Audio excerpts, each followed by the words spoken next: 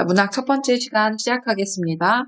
1학년 때와 달리 2학년 때는 한 학기에 문학과 독서를 이렇게 한 학기씩 나눠서 여러분들이 수업을 하게 돼요. 그래서 작년에 똑같은 두 개의 책을 1년 동안 배웠다면 올해에는 한 학기에 여러분들이 들고 있는 이 책을 끝내야 됩니다. 그래서 이 책에 있는 모든 작품들을 다 다룰 거냐? 그러지는 않을 거고요.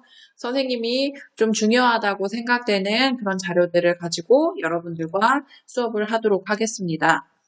자, 그럼 여러분들 교과서를 넘겨보시면 여러분들 교과서가 굉장히 컬러풀하다는 것을 알 수가 있죠. 여러분들이 좀 좋아할 만한 그 작품에 대표되는 사파들이 조금 들어가 있어서 교과서 보기에 조금 더 편하지 않을까 생각을 하고요. 여러분들이 차례 단원을 보면 지금 1단원부터 5단원까지 이렇게 구성이 되어 있죠. 지금 선생님이 생각하기로는 1단원부터 3단원까지가 중간고사 시험 범위가 될 거라고 생각을 하고 4, 5단원이 2차 고사, 기말고사 시험 범위가 될 겁니다. 시험은 아직 정확히 정해진 바는 없으나 여러분들이 학교에 와서 시험을 보게 된다면 5월쯤이 되겠죠. 5월 말쯤. 하지만 이것도 추후에 결정되는 대로 다시 안내하도록 하겠습니다. 자, 그러면 여러분들 교과서를 이제 맨 첫 단원, 문학의 기능과 원리 이쪽을 펴주시면 되고요.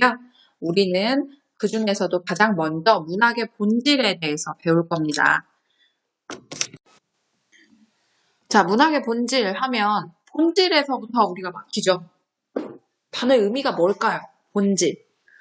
사실 근본 본자에 그다음에 어떤 성질을 나타내는 질자를 씁니다. 그러면 여러분들이 생각했을 때 문학의 본질이라는 것은 문학이 가지고 있는 근본적인 성질이 뭐냐라는 거예요. 그러면 우리는 문학이 어떤 성질을 가지고 있기에 우리가 이렇게 배우는 걸까? 한번 생각을 좀 해보겠습니다.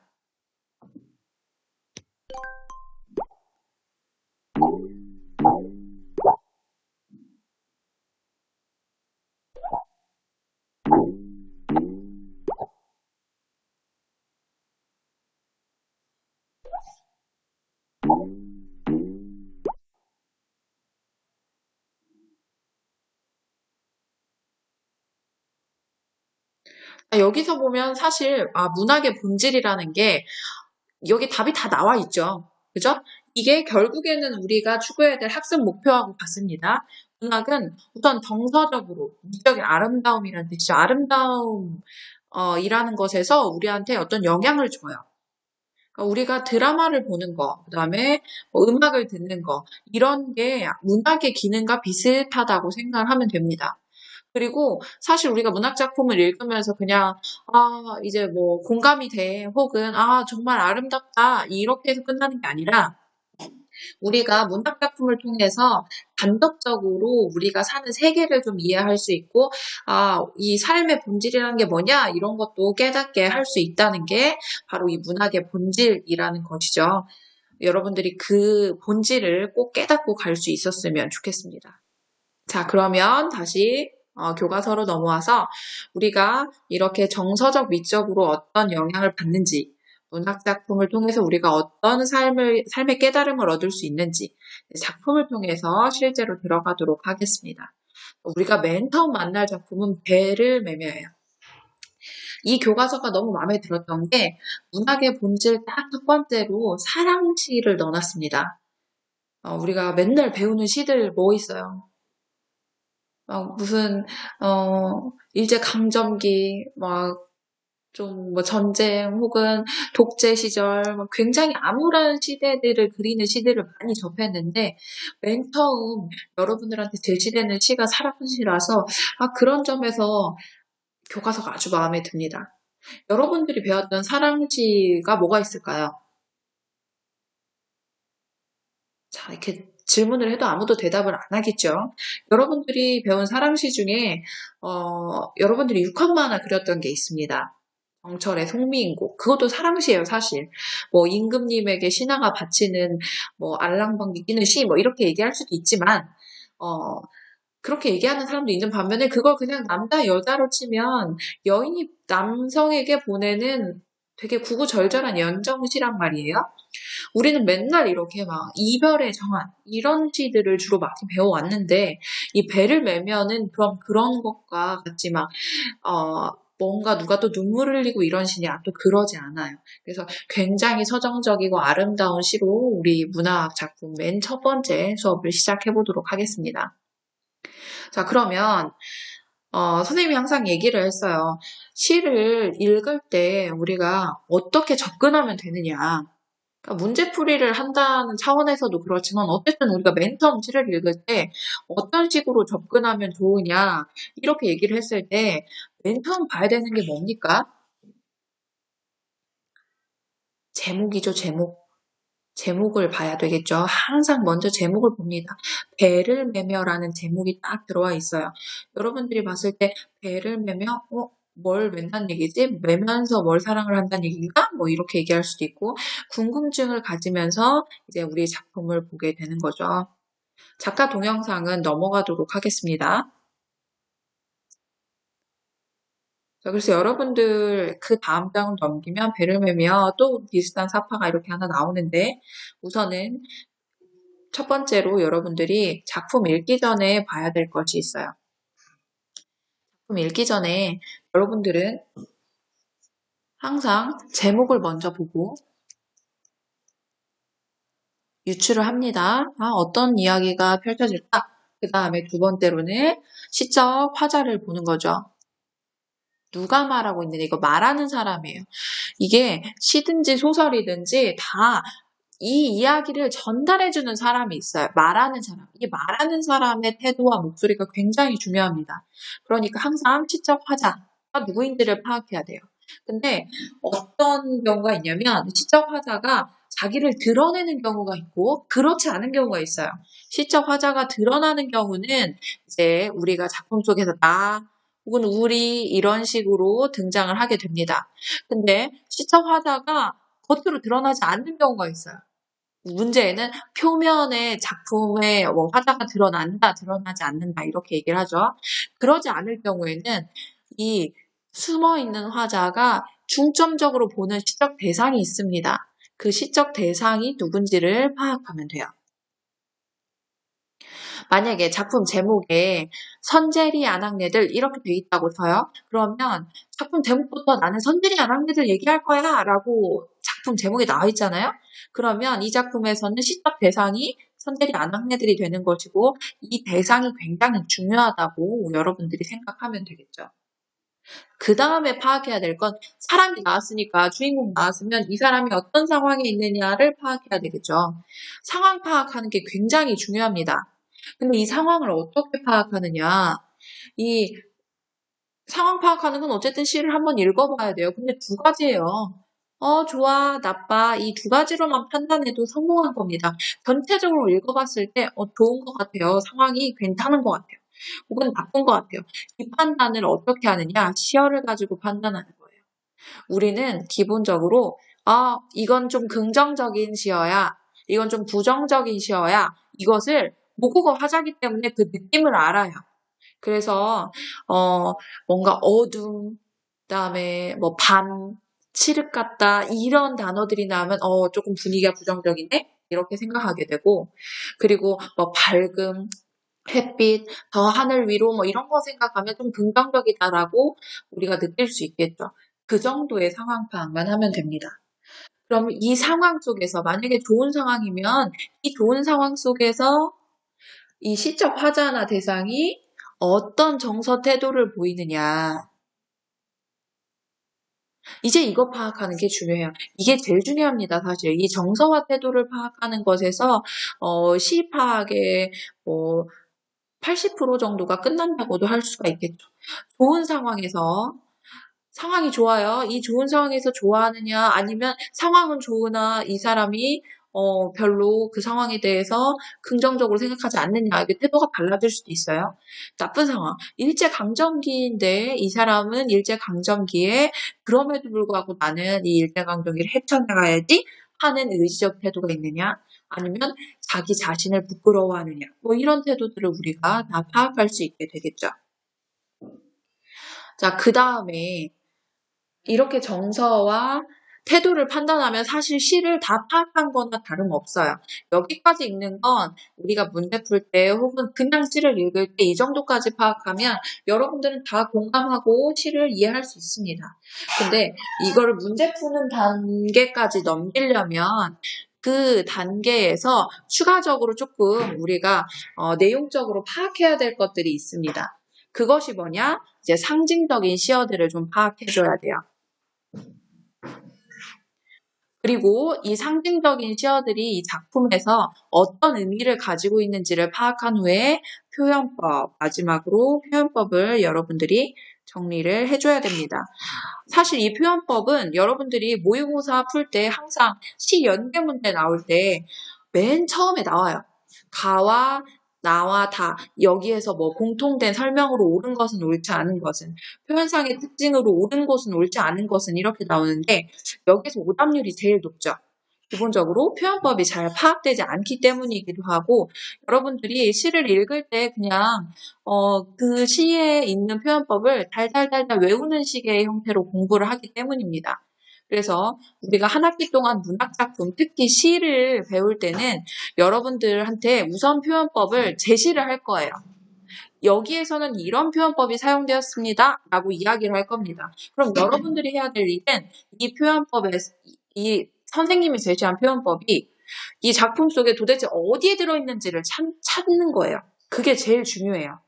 사실 여러분들한테 그냥 시 주고 표현법 찾아봐 하는 것은 아무 의미가 없죠. 왜? 우리가 시를 읽을 때 표현법 보자고 시를 읽는 것이 아니기 때문에. 우리가 시를 읽을 때는 뭘 보려고 하는 거냐면 사실 요거 2번부터 4번 보려고 하는 거예요. 상징적인 시어까지 파악한다면 이 정서와 태도를 파악하기에 훨씬 더 좋긴 하겠죠. 그럼 표현법이 하는 역할은 뭐냐면 이 2번부터 4번까지 어떤 시적 파자나 대상이 어떤 상황에서 어떤 정서와 태도를 보이느냐 이걸 통해서 사실 주제를 드러내려고 하는 거거든요. 이 주제를 조금 더 효과적으로 드러내는 방법이 표현법입니다. 그러니까 내가 A라는 내용을 얘기해야 되는데 이 A라는 내용을 얘기하기 위한 방법이 2가지, 3가지가 있을 수 있는 거예요. 근데 A를 가장 아름답게 잘 표현해내고 꾸며줄 수 있는 방법이 표현법을 쓰는 방법인 거죠. 상징적인 시어를 쓰는 방법이에요. 나머지는 그냥 A를 그냥 간단하게 단순하게 얘기할 수 있어요. 나는 사랑이란 이렇게 생각해 라고 직설적으로 얘기할 수도 있잖아요. 근데 상징적인 시어를 쓰고 표현법을 사용해서 조금 더 내가 드러내고자 하는 의도를 효과적으로 표현하는 것, 그러면 그럴수록 조금 더 아름다운 시, 그 다음에 여러분들한테 조금 더 효과적으로 다가가는 시가 될 수 있겠죠. 이런 내용들을 우리가 파악하게 될 겁니다. 자, 선생님이 사설이 길었습니다. 시 할 때 이제 나중에는 1번부터 6번까지를 그냥 차례대로 여러분들한테 질문을 할 거예요. 그러니까 이건 적어두는 게 좋겠죠. 자, 그럼 작품 감상부터 한번 해보도록 하겠습니다.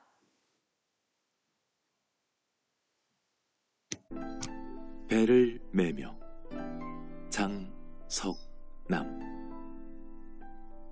아무 소리도 없이 말도 없이 등 뒤로 털썩 밧줄이 날아와 나는 뛰어가 밧줄을 잡아다 배를 맨다. 아주 천천히 그리고 조용히 배는 멀리서부터 닿는다. 사랑은 호젓한 부둣가에 우연히 별 그럴 일도 없으면서 넋놓고 앉았다가 배가 들어와 던져지는 밧줄을 받는 것. 그래서 어찌할 수 없이 배를 매게 되는 것. 잔잔한 바닷물 위에 구름과 빛과 시간과 함께 떠있는 배.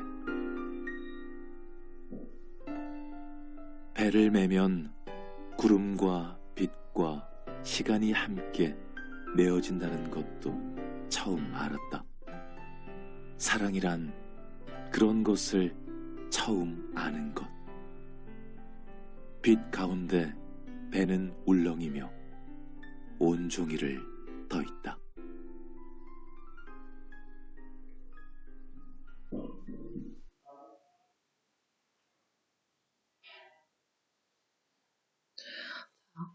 굉장히, 굉장히 뭔가 조금 가슴이 몽글몽글해지는 시죠. 여러분들이 이 시를 볼 때 뭘 파악해야 되냐면 좌측의 맨 윗부분에 한번 보세요. 배를 매면은 사랑이 시작되고 퍼가는 과정을 배를 매는 일에 빗대어 사랑의 본질을 그린 작품이다라고 합니다. 자, 한번 보겠습니다. 아무 소리도 없이 말도 없이 등 뒤로 털썩 밧줄이 날아와 나는 나라고 있죠. 자, 여기에 나라는 표현들이 있습니다. 그러면 여러분들은 뭐가 있다?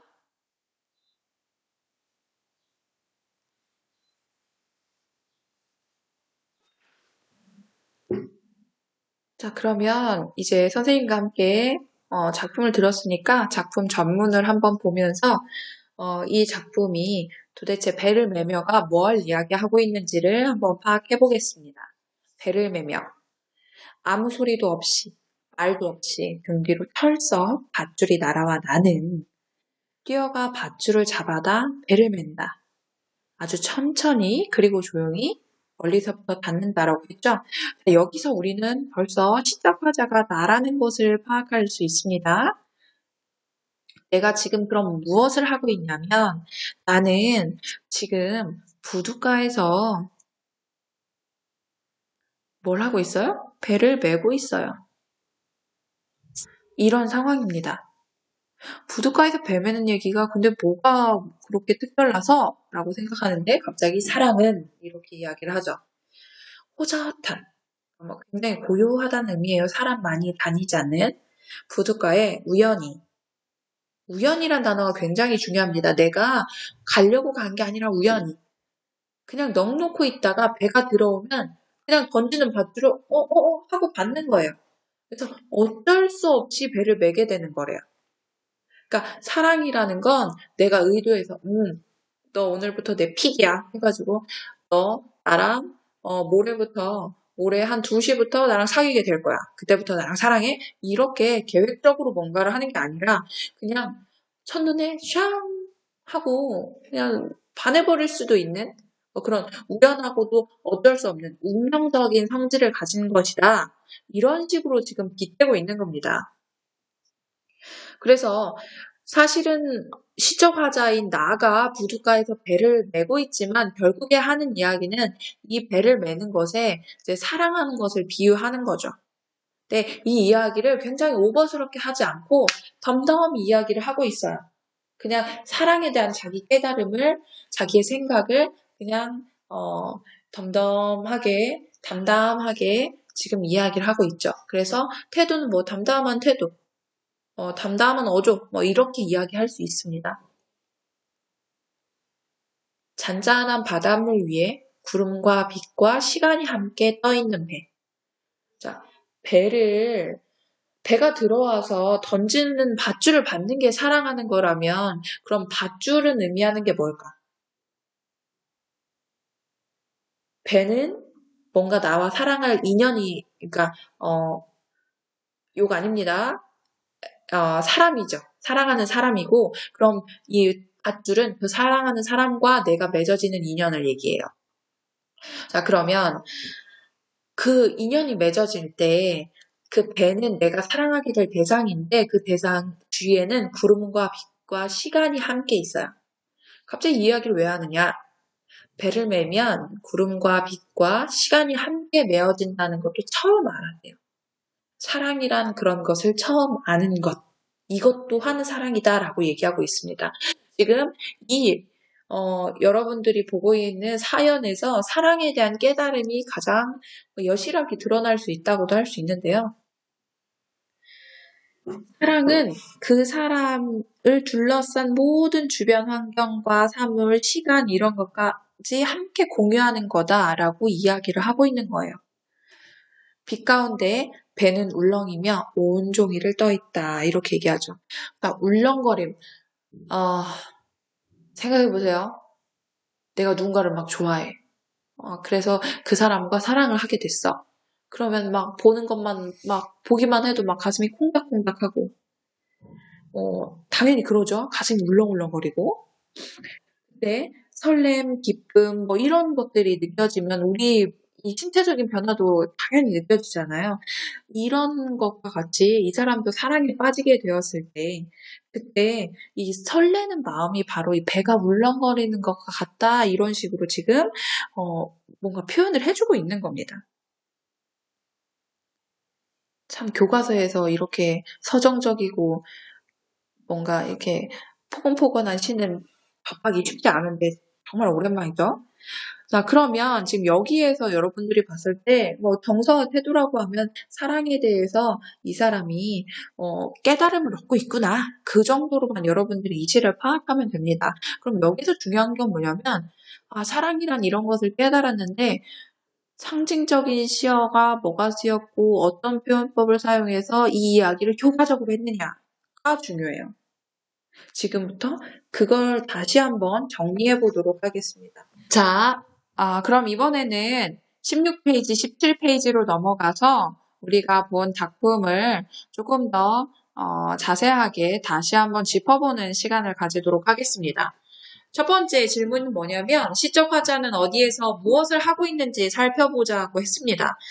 이게 뭐 하는 거냐면 아까 선생님이 설명했던 거. 시적 화자가 어떤 상황에 처해 있느냐 지금 요거를 파악하자는 거예요. 그럼 답은 다 나와 있죠. 첫 번째 시적 화자가 있는 장소는 부둣가가 되겠죠. 그러면 시적 화자가 하는 행동은 당연히 부둣가에서 배를 매는 일입니다. 배를 매면서 이 구름과 빛과 시간이 함께 있는 배를 바라보며 진정한 의미를 깨닫게 된다. 뭐 여기까지 써도 되고 안 써도 돼요. 사실 단순하게 그 배에서 던져진 밧줄을 엉겹결에 잡아 맨다까지만 써도 어차피 우리가 이따가 이 뭐 여러 가지 관계들을 파악할 거기 때문에 여기까지만 여러분들이 써도 상관없습니다. 자, 그러면 그 다음에 시어에 담긴 의미가 무엇인지 이걸 파악해 보자고 했어요. 이것도 아까 이미 다 이야기를 했습니다. 배는 당연히 내가 사랑하는 사람이 되겠고, 그 배에서 던져진 밧줄을 잡아 매는 것이 사랑한다고 했으니, 이 밧줄은 인연을 의미하게 됩니다. 그럼 부둣가는 당연히 사랑하는 공간이 되겠죠. 인연을 받아들이게 되는 곳, 이렇게 이야기할 수 있습니다. 여기가 중요한데, 아까 파악하자고 했던, 이런 상황에서 이 화자는 어떤 정서와 태도를 보이느냐, 요거 파악해야 되죠. 요거 파악하는 단계가 바로 3번 문제라고 할 수가 있습니다. 마지막 연에 나타난 시적 화자의 정서는 어떤지 이야기해보자, 이렇게 얘기했어요. 사실, 마지막 연에만 정서가 나타나는 건 아니에요. 우선은, 맨 첫 번째 연부터 한번 다시 짚어보도록 하겠습니다. 여러분들 교과서로 넘어가서 학습 활동에 있는 그 연만 볼 것이 아니라 앞으로 넘어가서 한번 보면요. 맨 처음에 뛰어가 밧줄을 잡아다 맨다 이렇게 나와 있습니다. 밧줄이 날아오면 뛰어가서 밧줄을 잡아다 맨다라고 되어 있어요. 맨 첫 번째 연에 그렇게 되어 있죠? 자, 이 맨 첫 번째 연에 보면 나는 그냥 가만히 앉아있다 매는 게 아니라 뛰어가서 잡아다 매는 겁니다. 이게 뭐냐면 반가운 마음으로 그냥 막 달려가서 사람을 맞이한다 이런 얘기예요. 그러니까 반가운 마음으로 사랑을 맞이하는 태도 뭐 이렇게 얘기해도 돼요. 태도가 어떻게 하나로 뭐 고정되어 있는 것은 아니니까 편하게 생각하면 됩니다. 그리고 사연에 가서 사연이죠? 사연에 가서 배를 매면 구름과 빛과 시간이 함께 메어진다는 것도 처음 알았다. 여기서 사랑이란 무엇인가를 깨달았다라는 것이 드러나죠. 깨달음, 이런 것도 정서 태도로 이야기해 볼 수 있습니다. 그리고 우리 학습 활동에 있는 게 맨 마지막이죠. 빛 가운데 배는 울렁이며 온종이를 떠 있다. 여기에서 확실한 정서 태도가 드러나죠. 이 운명적인 사랑이 너무나 설레는 거지. 이런 태도들이 여기서 드러난다고 할 수가 있어요. 그래서 이 맨 마지막 연에서 나타나는 시적 화자의 정서가 가장 중요하기 때문에 이 3번으로 빠져서 나오는 겁니다. 설레죠. 배가 울렁인다고 했잖아요. 우리가 뭐 놀이기구 탈 때만 울렁거리는 게 아니라 진짜 사랑하는 사람이 눈앞에 있기만 해도 뭔가 덜덜 떨리고 울렁거린다, 설렌다 이런 것을 느낄 수 있기 때문에 그런 면에 있어서 시적 화자의 정서를 가장 잘 드러내는 부분이 맨 마지막 연이다 라고 할 수가 있습니다.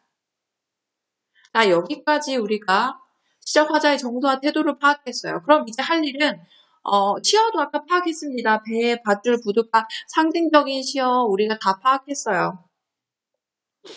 이 시어 파악할 때, 이 상징적인 시어 파악할 때 사실 우리가 유추를 같이 이야기해 볼 수 있어요. 유추. 그게 뭐냐면 여러분들 17페이지에 학습활동 1번 말고 2번부터 가보겠습니다. 17페이지 학습활동 2번을 먼저 가보면요. 비유관계를 지금 정리해보자라고 했는데 밧줄과 배, 부둣가에서 뭐 구름과 함께 빛과 시간이 함께 메어진다 이런 이야기들이 나오는데 이게 바로 이 작품에서 굉장히 주요하게 쓰인 표현이거든요. 유추하는 방법에 의해서 이 시의 내용이 전개가 돼요. 이런 걸 시상이 전개된다고 하는데 지금 밧줄이 갑자기 날아오는 것을 운명적인 사랑이 갑자기 찾아온다. 사랑이 갑자기 시작된다는 것에 빗댄 거죠. 밧줄로 배를 매는 것은 운명적인 사랑을 받아들이는 것에 지금 빗댄 거고, 배를 매면 구름과 빛과 시간이 함께 메어진다. 얘는 사랑이 맺어짐을 이제 상대방의 꿈, 기쁨, 그 사람의 생활, 그 사람의 시간, 세월 이런 것이 함께 맺어진다. 이걸 빗대서 지금 표현을 하고 있거든요. 요런 걸 우리가 두 글자로 뭐라고 하냐면 유추라고 하는 거예요. 비슷한 속성이 있는 대상들이 있을 때 그걸 갖다가 효과적으로 자기가 말하고자 하는 말을 표현하는 겁니다. 유비추리를 줄여서 유추라고 하는 것이죠. 사랑하는 것을 밧줄, 이게 배를 매는 것. 이 저 멀리서 다가오는 배에서 던져진 밧줄을 매서 인연을 맺는 것과 같다. 이렇게 빗대어서 비유하는 방법, 이런 걸 유추라고 합니다. 표현법하고 같이 연결해서 볼 수가 있는 것이죠.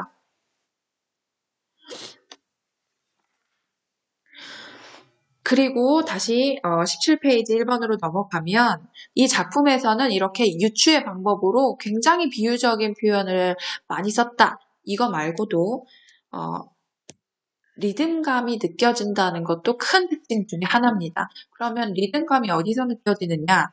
여러분들 이건 금방 찾을 수 있어요. 리듬감 하면 가장 먼저 떠오르는 표현법이 반복법입니다. 반복되는 부분을 찾으면 돼요. 단어가 반복될 수도 있고 문장 구조가 반복될 수도 있고 이런 걸 대꾸라고 하죠. 그리고 뭐 라임 맞춘다고 하죠. 우리가 랩할 때 라임을 맞춥니다. 라임을 왜 맞추냐? 라임을 맞추면 리듬감이 더 생기기 때문이에요. 그래서 리듬감이 느껴지는 부분은 잠깐 여러분들 화면 멈춰놓고 찾은 다음에 이거 확인하세요. 소리도 없이 말도 없이 맨다 닿는다, 닿는 것 되는 것, 외워진다는 것, 그런 것 아는 것 느낌이 오죠.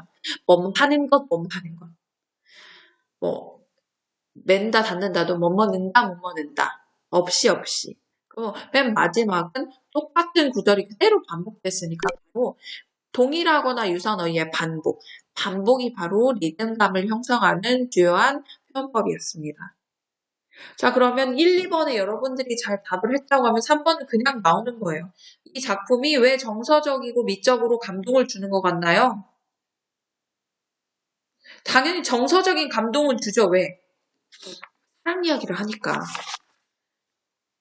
맨 노래도 보면 여러분들이 듣는 노래에서도 대부분이 막 헤어진 얘기, 사랑한 이야기, 설레는 이야기, 가슴 아픈 이야기, 다 사랑을 중심으로 이야기가 막 나오거든요.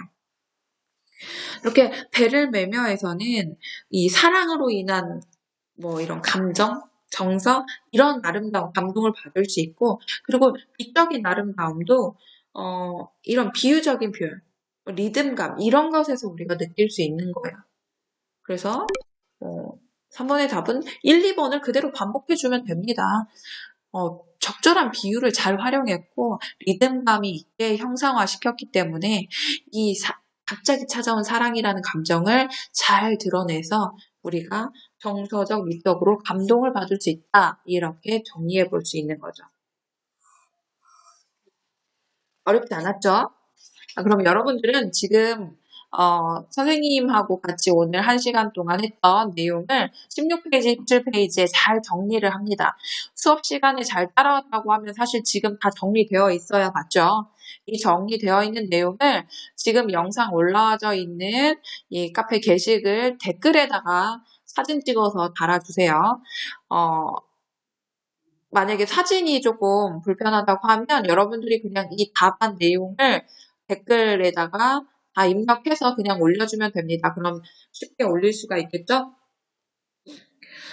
이걸로 출결 확인을 할 테니까 이 시간 끝나면 바로 올려주고요. 만약에 컴퓨터가 갑자기 안 된다, 뭐 이런 일이 있더라도 오늘 안에 올려서 선생님이 내일 출결 확인하면 다 수강했다고 파악할 수 있게 꼭 해주길 바랍니다. 혹시 중간에 안 되는 부분이 있으면 선생님한테 개인적으로 연락을 주면 됩니다. 수고했습니다. 다음 시간에 봅시다.